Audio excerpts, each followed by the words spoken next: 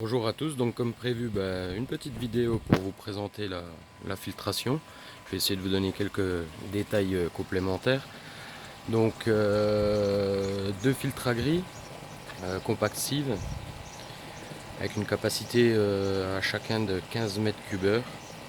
Là je suis alimenté avec deux pompes variables Aquaforter en 22 000. Avec les pertes de charge, on se retrouve à 15 mètres cubeurs. Ouais, malheureusement, j'ai pas la chance de pouvoir faire une filtration en gravitaire. Chaque sortie de pompe pour alimenter les compactives, donc on a des tuyauteries en diamètre 63 pour limiter les pertes de charge. Après, j'ai un petit tuyau flexible en diamètre 40 parce que c'est la limite que le filtre à grille accepte. Voilà. Le petit tableau électrique pour pouvoir brancher tous mes éléments. Là on visualise le balastre de l'UV amalgame Checkoi Pro en 90 watts. Voilà le filtre à gris en fonctionnement. Donc il y en a deux. Un pour chaque pompe. Voici le deuxième. Donc là j'ai limité en plus le débit des pompes.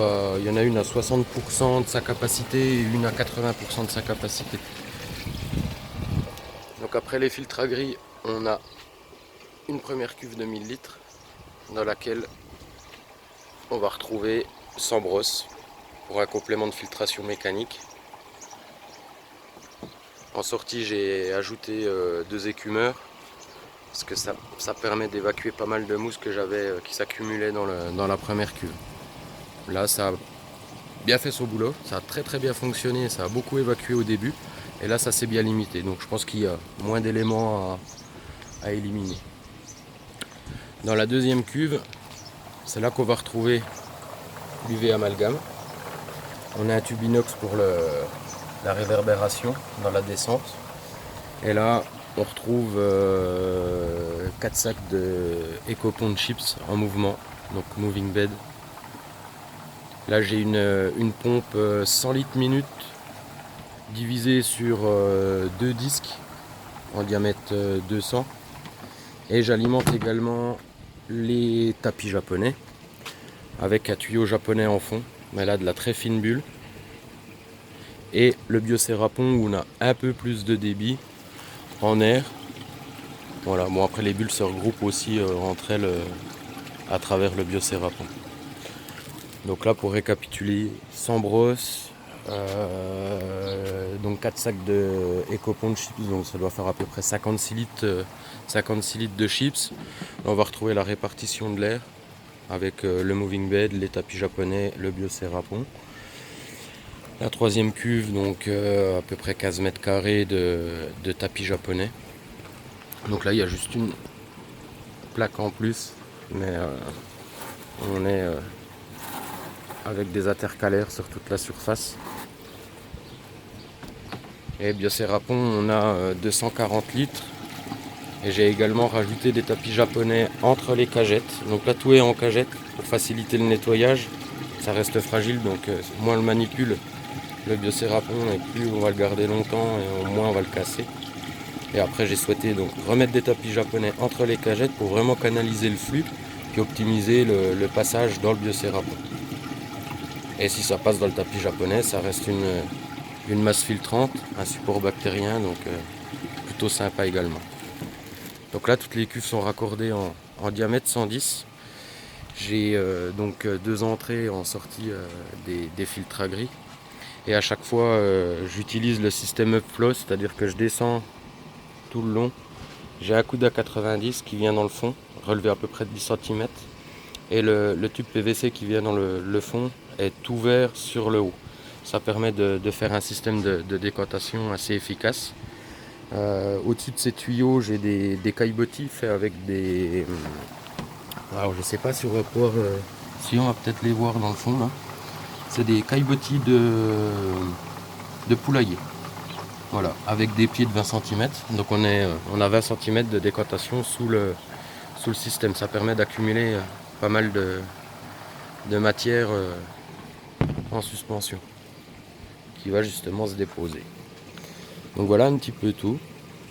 Là j'étais obligé de percer des trous parce qu'avec le système du moving bed, j'accumulais de l'air dans les tuyauteries et l'eau avait du mal à circuler. Donc là j'ai fait un évent pour pouvoir faciliter le flux de l'eau. Pour ceux qui m'ont parlé de dommage d'avoir condamné la fenêtre, bon c'est pas trop grave. C'est un atelier, en plus c'est l'arrière de l'atelier, donc pas forcément besoin de beaucoup de luminosité dans cet endroit là. Et il y a des gens qui m'ont aussi demandé comment je m'occupais du nettoyage. Donc j'ai une pompe, on va dire de type jardinage, d'arrosage, et une canne qui coûte pas bien cher, qui permet d'avoir un jet plat. C'est assez long. Alors autant pour nettoyer les brosses que les tapis japonais, c'est très efficace. Donc moi je coupe mes pompes, j'ouvre la vanne, je vide la cuve, je passe mon jet, je nettoie tout, j'évacue toute la saleté, je referme ma vanne et je remets en service. Et ça à peu près une fois par mois. Concernant la partie bio, un nettoyage au printemps et c'est parti pour l'année.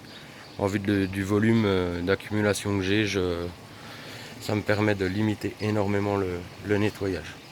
Après en sortie, on va retrouver deux écumeurs qui eux sont encore en fonctionnement, c'est-à-dire les premiers sont en fonctionnement mais sont moins efficaces après quelques semaines de fonctionnement.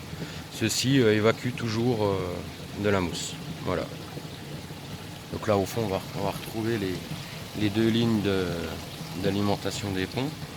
Et là on va retrouver aussi également un troisième filtre à gris, où là j'ai encore une pompe qui alimente mon skimmer. Donc là j'ai juste le skimmer, la pompe et le filtre à gris. Donc je limite juste les particules en surface. Voilà. Et là on a une petite vue donc de l'arrière du bassin. Donc volume d'eau 45 mètres cubes. Pas mal de surface, pas mal d'ensoleillement. Donc il me fallait une filtration adéquate. Et une population également assez conséquente. J'ai plus d'une trentaine de coilles, donc c'est pas mal.